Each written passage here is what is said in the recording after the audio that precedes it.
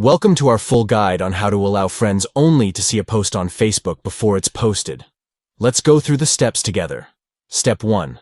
Open the Facebook app on your Android device to start creating a new post.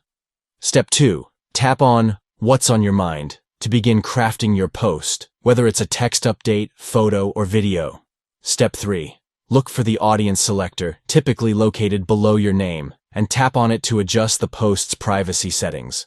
Step 4. From the options available, select Friends to limit the visibility of the post to only your friends on Facebook. Step 5. After choosing Friends, tap on Done to confirm the audience selection for your post. Step 6. Once you have set the privacy settings to Friends, tap on Post to share your post exclusively with your friends on Facebook.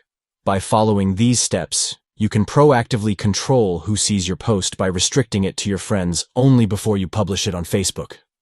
Thank you for watching. We hope this guide has been informative in demonstrating how to allow friends only to see a post on Facebook before it's posted. Enhance your Facebook experience by customizing the audience settings of your posts to share content exclusively with your friends. Enjoy creating and sharing posts with a select group of friends on Facebook.